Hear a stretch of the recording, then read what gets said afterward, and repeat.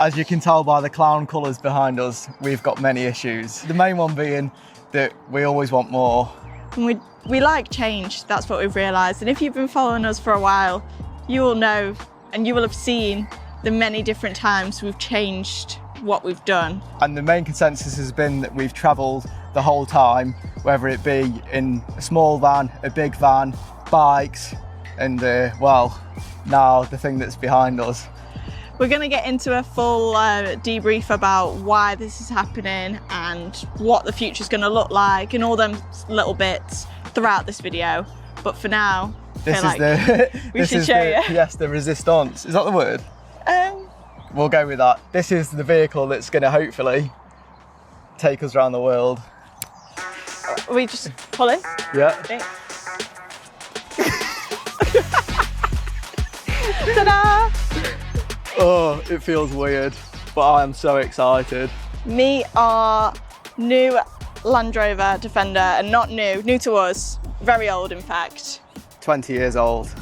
20 years old, but Mitch will get into the details about that and we'll show you around now. A couple of weeks ago we picked up this Land Rover Defender, and as you'll see as we go round, it already had quite a lot fitted on it, which is the main reason why we were in such a rush to pick this thing up. It's 20 years old, it's got a TD5 engine inside, and it's the 110 wheelbase. It is exactly what we were looking for to do what we want it to do. So starting at the front, it's got a nice big bull bar on it. I'm not sure what the brand is. A terra firma winch, an ORE bash plate underneath, some guards for the headlights, LED indicators and stuff all around, a snow snorkel for the heater, a safari snorkel on the side. I'm not sure if these wheels are aftermarket or not. I think they're called Wolf rims, I could be wrong. Big, nice Wild Peak all-terrain tyres, terra firma suspension. It's got shore power on the side, which isn't actually wired to anything now, which you'll see inside. There's also spacers on the wheels as well, which I'm going to end up taking off. They obviously just bring the wheels out, but yeah, they're going to go back as well. It's got what I think is a NAS bar on the back of it, bumper. It's got a 36 litre water tank in this wheel arch behind here. There was a wheel carrier on here, but there's a bit of a background into that.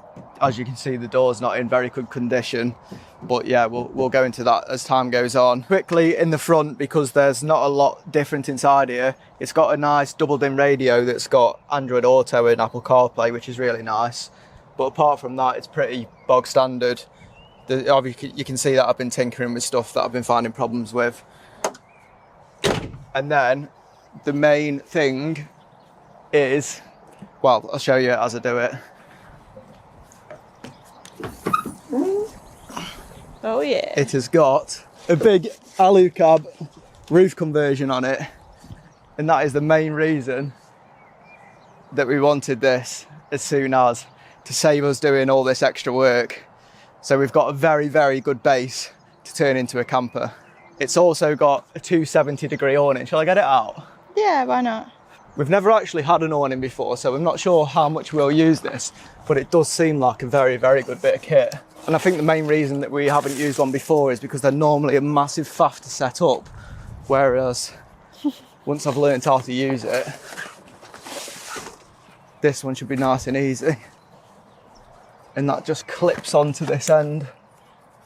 It is actually really nice when you've got it out. If you've not seen one of these roof conversions before, specifically this alucab, these bits pop up and then your bed is up the top here.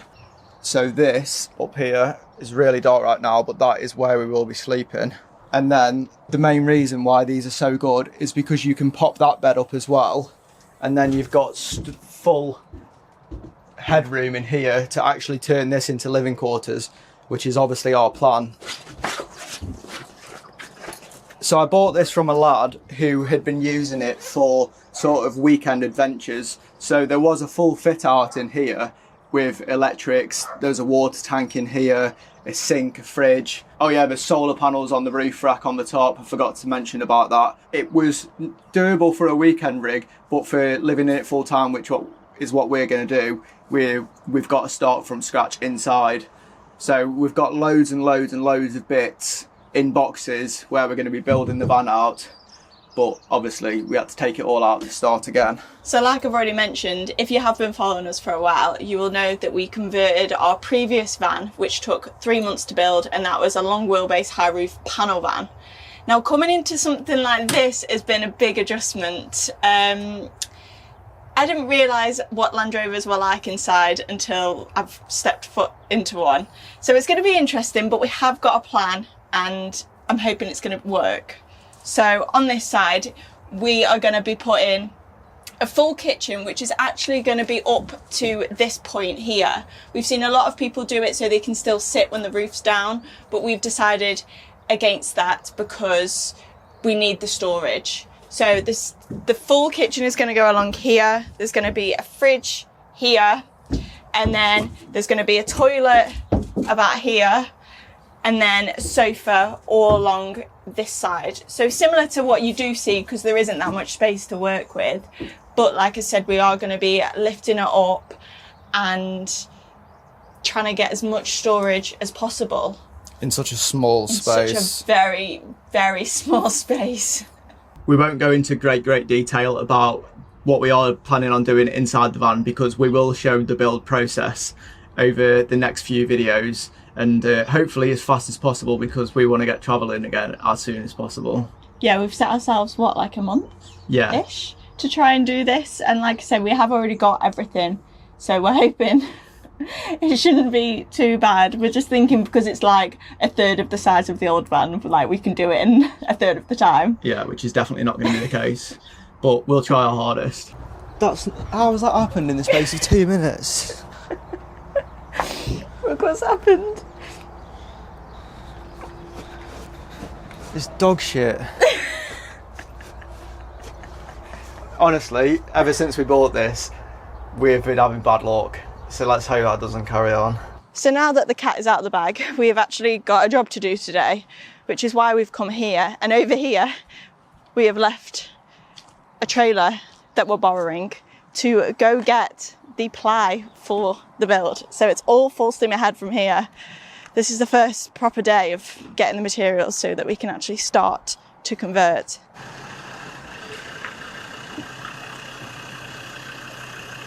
See, that camera does come in use. Perfect. We're actually decided to use a different style of plywood for this build, which is why we're going to have to go up and collect it ourselves, because I was really struggling to find some. So that is the first mission, to go up to Stoke.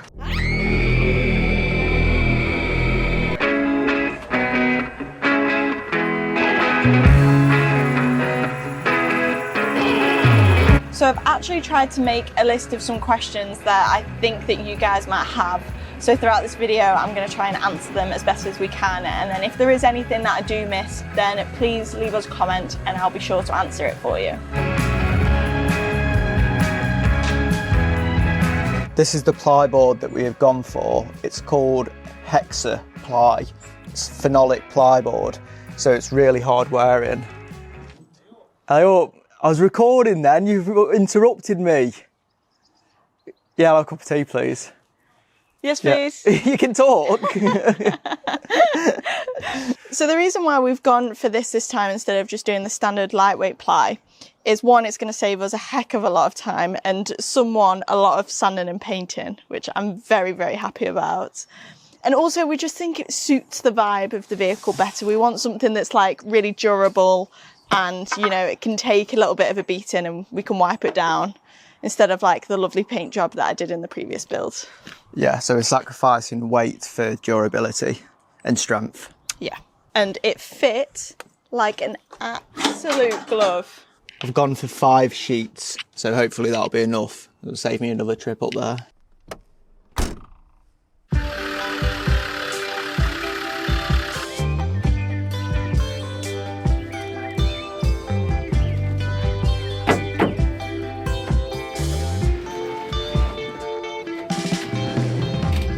It's officially day 2 and the day that we're actually going to start doing some work inside the truck, because yesterday was a bit of a flop. Once we'd got the wood, but a piece of wood has been cut for the floor, which we've just taken out, because what we're going to do now is insulate.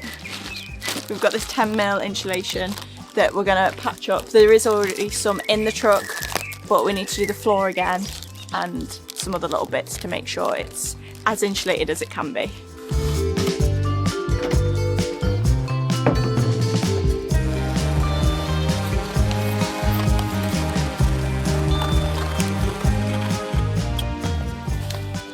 One thing that I'm currently in need of to get in and out of this Land Rover is this step, because I cannot get in and out gracefully. I will hurt my knees because it is so big and I'm 5'3". So there we go. My little step for now, so I can get in and out.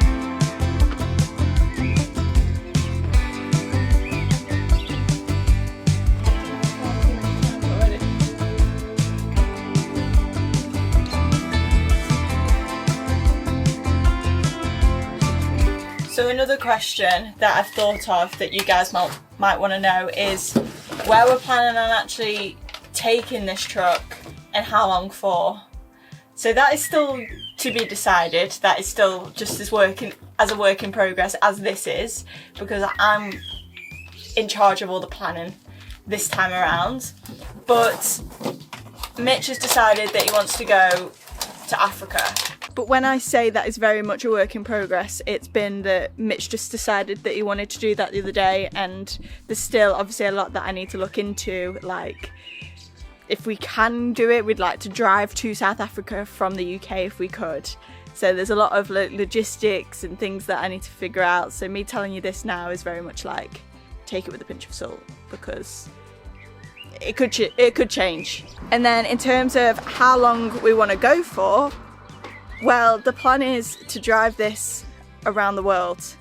We want to go everywhere we've not been before, like the whole of South America, Central America, North America, the whole Pan American. We'd love to do that, as well as the whole length of Africa. So we're aiming for it to be about 4 years that we're going to be on this trip for, which is crazy to say out loud. This is obviously a massive dream for us to pull something like this off, and we need your help to make it become a reality. Just a like, hitting that subscribe button and telling a friend about our journey are amazing ways of supporting us. Thank you so much to the people who have supported us over the past few years. We are so excited for this trip, and we can't wait to take you along. Fingers crossed this Defender will treat us kindly and get us to places we've always dreamed of visiting. Insulation on the floor is now complete, and now it's time for the carpet. I've been tasked with the carpet job, but we didn't realise it was going to be so thick, so we are trying to hunt down some fabric scissors. Mitch is currently on the phone to his mom to see if she's got any, because look how thick this is. Can you see that? I mean, it doesn't look too bad, but we've gone for this black carpet because, like I said, we're trying to keep it all really sleek and just easy in here this time, because there's no point doing any fancy designs or anything. So we've gone black to match the metal of the cab, of the back. We need to prep better on this one, masking tape stuff up. I'm really nervous. We quickly worked out that this carpeting was a two-man job. To get a bit of practice, we carpeted the areas that when the build is finished, you would barely see them. And they were also nice straight cuts. The glue is insanely sticky, so the main job is not getting that all over the place. We've carpeted and insulated this bit now on both sides. We're still just trying to find a bit of a groove with how this Land Rover is going to be, with all the literal grooves and little spaces that we're trying to get the insulation and carpet and everything into. I think the biggest job, or the biggest challenge, will be carpeting around these windows, but that's going to be a job for tomorrow. Our main priority for the rest of the day is getting the flooring in so it can cure overnight. We're going to try and dry fit the floor before I fully commit to putting all silicone down on here. Whoa, whoa, whoa, stop, you're just wedging it in.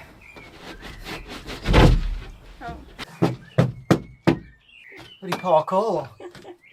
Thankfully, Mitch said we needed to dry fit the floor before sticking it down, because when we put it in with the added thickness of the carpet and insulation, it made the ply not sit down anymore. This meant a little slither needed to come off the floor before we were able to dry fit it in for the second time. This time, with it actually fitting, and we were ready to stick it down for good. Beauty. Beautiful, that's what we wanted. That's snug as. Yeah. Hey, that looks well nice. That looks really good. The way that I'm bonding the floor down is with this Sikaflex EBT.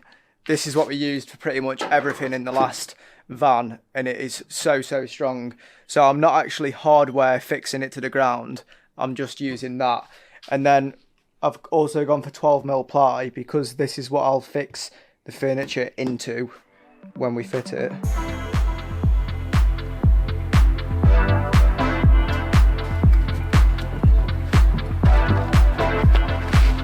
Yeah? Yeah.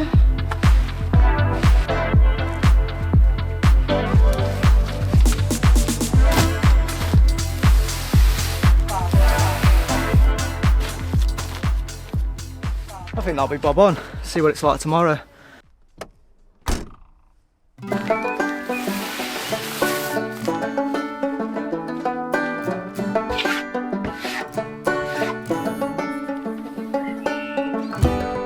Starting off this morning on a good note with the fact that that's not flexing, but it is going to be a little bit more of a stressful morning because we've got to tackle the rest of the carpet, and there's a lot to do and windows to avoid, so we'll see how we get on with that. I've also got to preface that throughout this video I'm just going to start looking worse and worse, because I look nice for the start, but now we're in the build, it's not going to happen again. What are you doing right now, Mitch? Just doing all the prepping for this, because we've got to try and carpet round this window, and we're going to try and do it in one sheet. This is all going to be covered by furniture, so that's why we're starting on this side. Yeah, that's why we're starting on this side. We don't need to do it in one sheet, but on this side we do need to do it on one sheet. So this is like a practice run for this side. So I'm going into great detail for this one, even though I don't need to, just so that we have an idea on that one. This was a horrible job, and it tested mine and Mitchell's patience with each other. From this time lapse, one frame pretty much tells the whole story. Yep. We were kidding ourselves thinking that we would be able to carpet this whole wall in just one piece of fabric. There were way too many corners and bends to get around without the carpet folding, so we had just set ourselves up for failure. In a few words, Mitch, explain to me how that went. I can't. Not to be dramatic, but that was one of the worst things I've ever done. And good job, you've got another side. We have got a game plan for the next side though. Look at the state of it. Thank God this is going behind furniture. Tensions have been running very high today, let me tell you that. This is definitely the reality of it, because we have just been arguing all day over this carpet. I didn't think it was going to take us all day, but here we are at like 4:30. It's also been 26 degrees today here at home, which is like unheard of. But it's been so hot. But we're on the final bit now, or should I say Mitch's, because apparently it's easier if he does it on its own. It definitely is. But are you going to be happy that it's done? If you can get all this glue cleaned off, yeah. Yeah, so this is where we ended up with the glue situation. However, if I like rub my thumb over, see how it's like peeling off? It sort of reminds me of when you were at school and you'd put glue all over your hands and then you'd have to peel it off. It's kind of like that, but more annoying. Not as satisfying, but I do think it'll come off, especially if I get like a cotton bud with either some WD or some Spirit on. I think we'll be fine. Can you just help me with this last bit, please? Oh, you want my help now?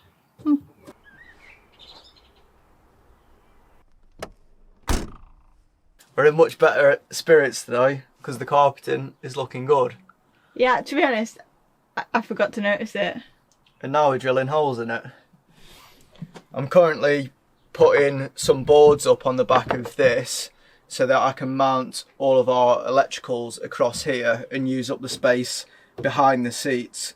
Because Martha's short, we can get away with having the seat a little bit further forward to fit like our inverter and some consumer units behind here. They are massive. Yeah, but we've got the room, and we already had these from the last build, so it'll save us some money. I have in fact been tasked with a big girl job today. I've got to try and fit a blank inside this window. Can you see that is currently just open? So these two windows, this one and this one right here, are currently just had normal glass in it, but we are going to change them to be with these blanks. So these are just from Mud UK, and on this side, which is the one I'm starting on, we are going to be putting the water fill-up point on the outside, because at the moment the water fill-up point is inside here and it's just not going to work, especially with the furniture. We don't want to be putting a hose inside the van there. So we're going to be putting this and then feeding it down to that water tank.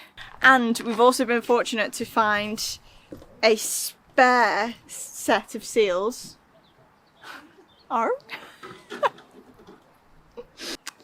You're not seeing this right now. Mitch is just looking at what I've done. That's what he's doing. He's not doing it.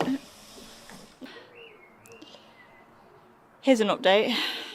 This is horrible. Why have I been stuck with this job? To be fair, Mitch has been helping because it's been tough. And I'm not even being dramatic, like trying to get a seal in something is a horrible job. My fingers are sore from it. Let me show you what I'm trying to do. And it's so dark in here, hence the head torch. So now I'm trying to get this piece here inside there. But what happens is there's these two sides, either side, on the actual, see like that, on the actual seal. So once I pop one side in, the other side pops out. I'm nearly there, sort of. I would say I'm halfway. And honestly, I don't want to do the other side. I'm actually fine, like surely we don't need both sides. We'll just have one window and one not. And there we have it. One window blank, done all by myself. You did a great job there, Marv. Thanks, stop touching it. Why are you touching it when I did it all by myself? I like them. They look good, don't they? Yeah. Put a little knocker on there, a little door handle. Don't come knocking when the van's rocking. Task complete. Mitch is still working away in the front here on the electricals. Just trying to map things in my head where I want the cables to run. It's riveting stuff. It is looking good though. It's now got to that point in the evening where I start like tidying up around Mitch as a cue to like be like, come on, let's go.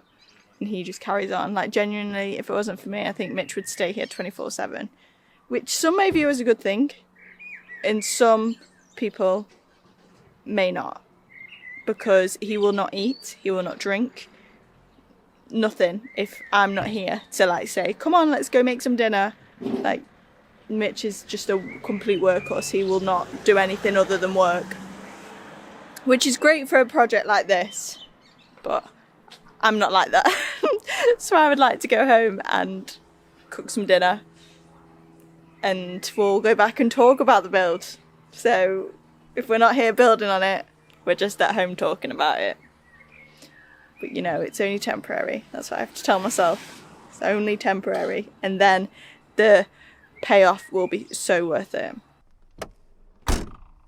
Good morning. I'm on my own today. Martha is doing some planning to see if we can actually get this through Africa. But I've got a long list of jobs that I need to get done before we can start doing the furniture stage of this truck. But at the start of this video, I said that I had a love-hate relationship with this truck. And the reason for that is every single time I walk around it, I just find more and more work that I need to do. I was just looking to see if I could soundproof the inside of this just to make it stop sounding so tinny. Not realising that it sounds so tinny because it is cracked all the way down the structure there. So hopefully I can get that welded. There's also a little crack up there. All these little niggles are just things that seem to come with these trucks, and I'm gonna have to get used to it because every time I see it I just get pissed off. But anyway, I wanted to try and get all of the cables done for the electrics today, but it's a Sunday, so the shop for getting all of the connectors is closed, so, and it's a bank holiday weekend, so that's put me off for a couple of days. So the first thing I'm going to do is try and fit a compressor. This little compressor and all of the fittings that I've needed to buy with it so that I can mount it in this battery box have cost me an absolute fortune. I'm going to try and fit it in this space down here next to the battery. So I want to fit the compressor in here on that little ledge there, but all of these little holes just go straight out to the ground. So I'm going to seal all them up so that dust doesn't come up into here, so it gets sucked straight through the compressor, but also give it a bit more chance that if we ever do go through water that deep, that this doesn't just fill up instantly. As much as it hurt spending this much money on a compressor, it was one of the things that we couldn't cheap out on. Having the ability to quickly air up and down tyres when travelling off-road means that we should do it way more often and not cut any corners. This isn't only safer but also better for the longevity of the truck. From what I've read, these ARB compressors are the best on the market and take up hardly any space, so the plan was to mount it so I could turn it on and off easily and also connect up the airline without taking the seat off.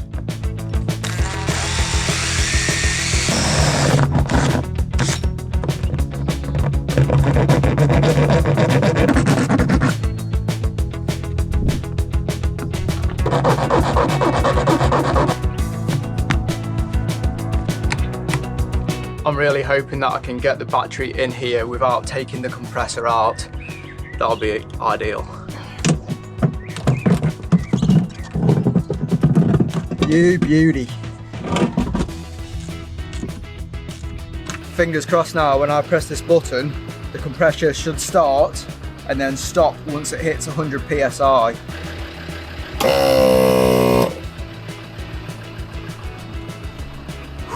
Thank God for that.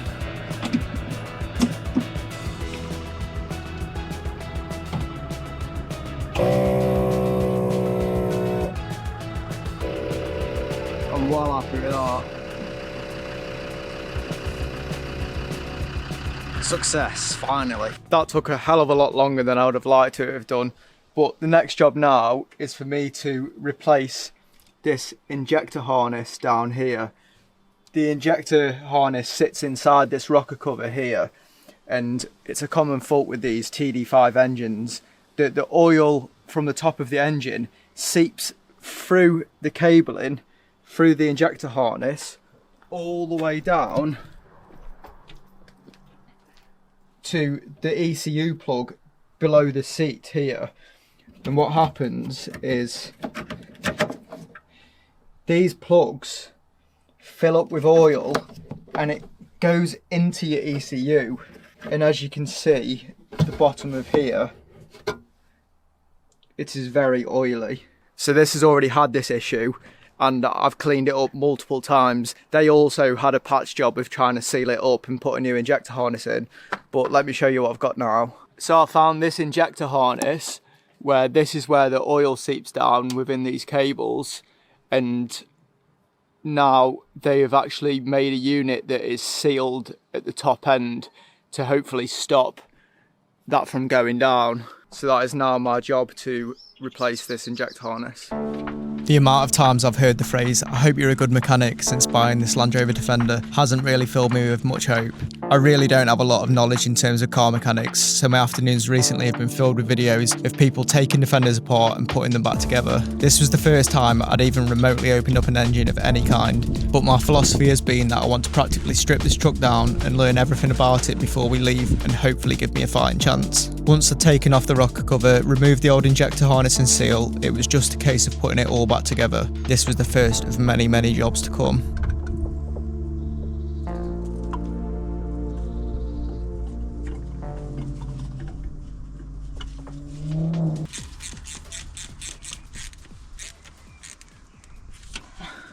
That was a nice simple job, I've just wiped all the oil from around the back and the side here where it was really bad before.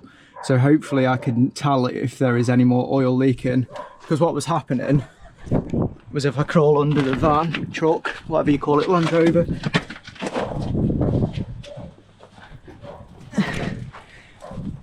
I was getting oil droplets on the bottom of here. Not a lot, but enough to make a little droplet eye on the bottom of here.